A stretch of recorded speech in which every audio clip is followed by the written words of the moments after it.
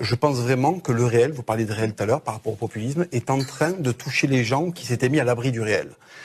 Je vais prendre un exemple qui me tient à cœur. Laurent Ruquier, qui est quelqu'un de... Il est plutôt immigrationniste, hein. Il s'est quand même confronté à monsieur Laurent Oberton sur ces questions-là. Il a dit que lui, il était en faveur, qu'il trouvait que c'était une bonne chose. Son manoir... Ça peut pas être ami de moi que c'est de Oberton en même temps. Exactement. Son manoir, il l'a pas mis dans le 9-3. Il l'a mis à Biarritz. Pourquoi est-ce qu'il n'a pas mis son manoir dans le 9-3 ? Moi, par exemple, si je pouvais voter, je voterais royaliste. C'est un peu antinomique, mais du coup, qu'est-ce que je vais faire en vacances ? Je vais dans des endroits où il y a des châteaux. Vous voyez ?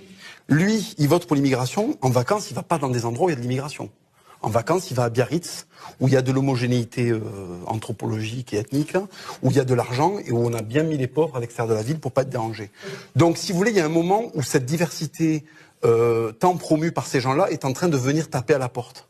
Ils sont en bas ils sont en bas de chez eux. Ils commencent à côtoyer leurs enfants. Et ce n'est que pour cette raison-là, ce n'est que par pression démographique, ce n'est que parce que ça déborde qu'ils vont commencer à prendre des décisions. Je suis persuadé que ça n'a rien à voir avec le peuple. Je suis persuadé que ça a rien à voir avec eux et qu'ils commencent à être touchés par ce pourquoi ils ont voté. Les profs, c'est pareil. 150 ans de parti communiste, hein, et maintenant ils se font braquer par des banlieusards dans leur salle de classe. Donc en fait, ils ont le colissimo civilisationnel qu'ils avaient commandé il y a 150 ans. Donc là, c'est en train d'arriver.